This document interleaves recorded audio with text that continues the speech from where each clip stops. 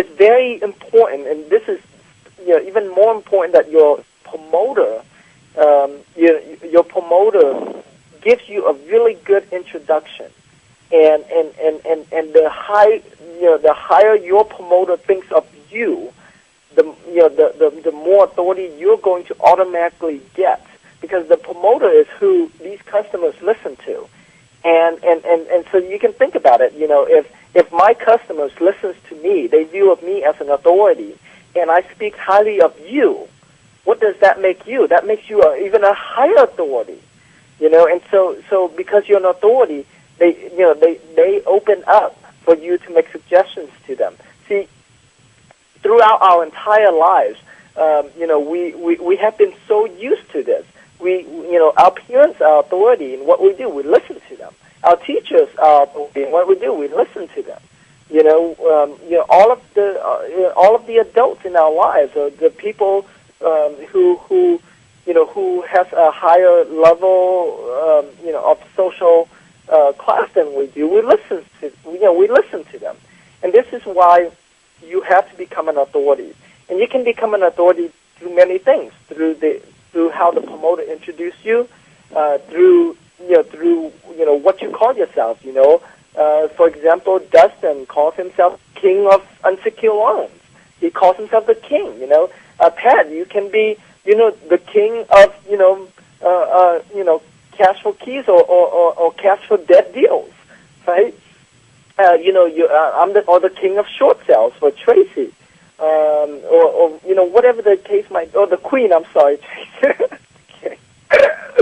The Queen. The Queen of short sales. And so you can make yourself an authority by calling yourself that way, or you can just flash them. Hey, I made $1 million this year. I made $1 million last year. This is my this is my paycheck. These are my checks. These are my bank account. Those are things of authority, because by you making more money than them, you are in a different class than they are. So they view you as an authority. And by you portraying, in my case, I portray a lot that I am a family guy that has the money, the time, the freedom to do what I want, to be with my family all the time, to take my family everywhere I want to go.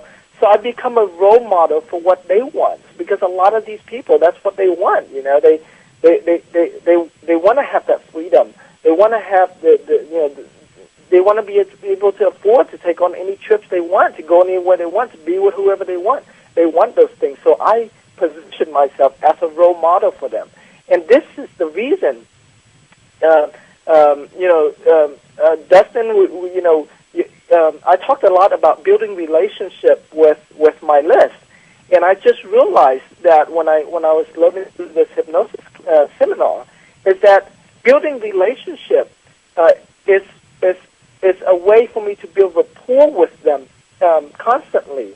But what's even more important is that it's a way for me to position myself as an authority over them. You see, it's just like we watch TV all the time, right? We view those celebrities as an authority over us.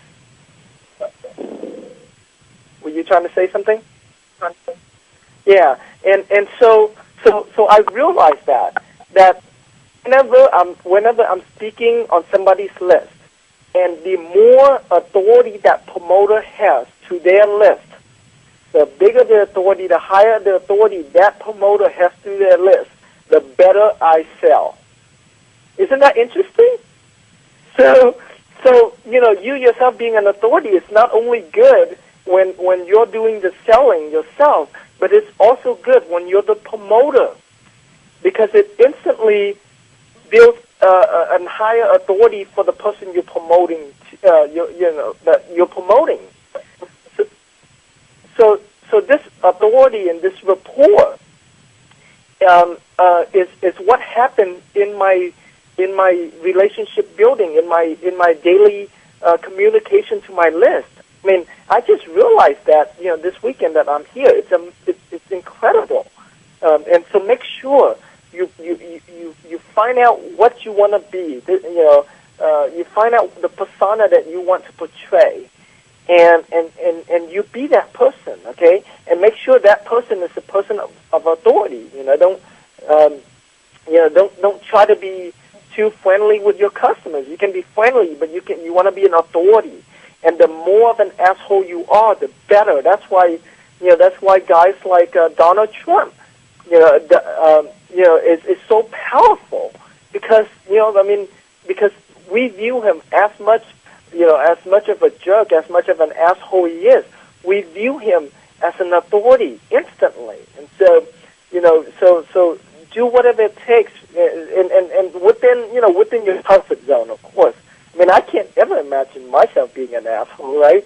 So I play a different thing to be an authority. But the truth is, I'm reading this book called the title of the book itself is called Asshole. How I got rich and happy by not giving a damn about people. And I'm reading that book is to pick up ideas of what other things I can do to make me a stronger authority, okay, to make me a higher authority to my customers. And so that's really important. Okay, so now in your presentation, you can't, in your presentation you can't, put. You trying to say something? Your phone's breaking in and out. Hello? All right. In your presentation, of course, you can't put people into a trance, by doing an induction on them. In a moment, I'm going to hypnotize you. You can't do that. So how do you put them into a trance? How do you get them to shut down their conscious mind, and open up that gate for you to get into their subconscious mind. And one of the ways you can do that is through telling stories. And more specifically, if you don't have a good story, then tell someone else's story. If you have a good story, then tell your story. Okay? Because see, when you tell stories, it forces the other person's mind to imagine, where you are in the story, okay, to follow you in your story. And so it forces the conscious mind to shut down and the subconscious, the gate to open for the subconscious mind to visualize, to think about your story. And so that's how you put them into a trance. You either tell them your story or tell them someone else's story. And force them to get into that mode, okay? Force them to get their subconscious mind working, and this is how you can then start to program them. Another thing you can do is through repetition, okay? Because when you repeat something, your conscious mind processes it the first or the second time around, but after that, when you keep on repeating that same process, when you keep on repeating what you say, well, guess what? The subconscious mind is going to shut itself down, and then the subconscious mind is going to take over from there, because the subconscious mind says, I don't need to process this anymore. I've heard this over and over and over, right? So whatever you want to tell them, so you want to put them into a trance, okay? And you do that by telling either your story, if you have a powerful story, like my story of leaving Vietnam and and escaping the communist government and escaping pirates.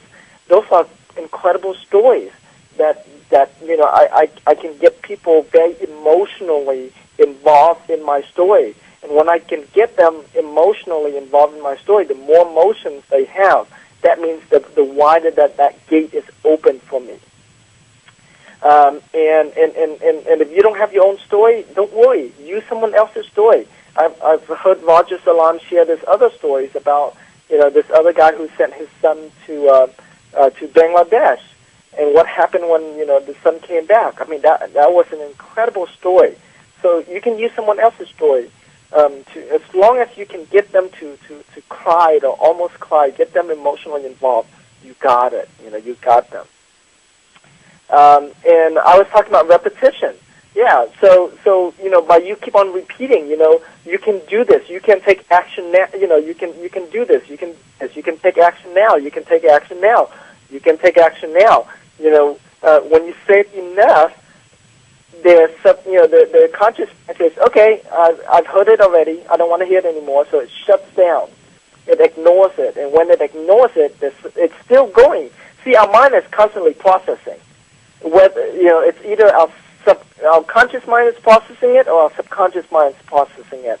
So when our conscious mind is shut down, then that means that the subconscious mind is open for us to program. Okay, this is why put people into a almost a very relaxed, almost like a sleeping stage, because the conscious mind shuts down, allows for the hypnotist to program the subconscious mind. Okay, another thing that you can use to get the gate to open up to the conscious mind is using social proof, or using the peer pressure, sort of, and let them know that everybody's doing this. Everybody's investing in real estate, and thousands of your friends, thousands of people are successful investing in real estate. Thousands of your students are successful using your system, and sharing with them testimonials is great, especially if the testimonials comes from somebody they know or somebody they might know. I mean, it's another great way to get that gate to open up for you. Another way to also get the gate to open up for you, and this is like especially good, like when you get to the to the selling part of your presentation. Now, when I talk about getting people to open up their gate for your subconscious mind, because we're not in a session where we're able to to bring them in totally totally in trance, like a hypnotist can do, by putting them almost into that almost sleeping stage. We can't do that in a presentation. We can't tell people, counting down, you're now going to sleep. I mean, we can't do that. So what's going to happen in people's mind is that the subconscious mind is going to be there, go away, to open up the gate, and then close it, and come back, open, close it. So throughout your presentation, this is not something that you can just do one time. You can't just like have it open, and then you can't just have it open and expect it that it's going to be open for the entire time of your presentation. And so you're constantly having to open up that gate again, open up that gate again, open up that gate again. Whenever you have something powerful to tell them, whenever you need to program their mind with something that you want, you got to open up that gate again. Let them, so that way you can, program that in. If you don't open that gate, you can't. It won't be programmed in. And so even before you tell them your price, even before you give them the order link, you got to open up that gate. Okay. And so you can do that. Another strategy is called the shock and overload the nervous system. And earlier I was talking about how if you can use your story, and in your story you can make them cry, that's shocking the nervous system. Okay, because now you're getting them to that emotional peak state. That's one way of shocking them. Another thing that you can do in your presentation to overload their nervous system is bombard them with a lot of resources. Bombard them with a lot of resources. Like you give them this link to go here. Go here and you can find these deals. Go here and you can do this. Go here and you do. So you bombard their subconscious mind with all of these resources.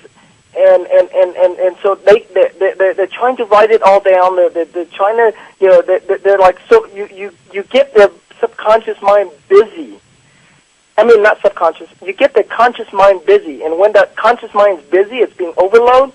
Okay, it allows you to then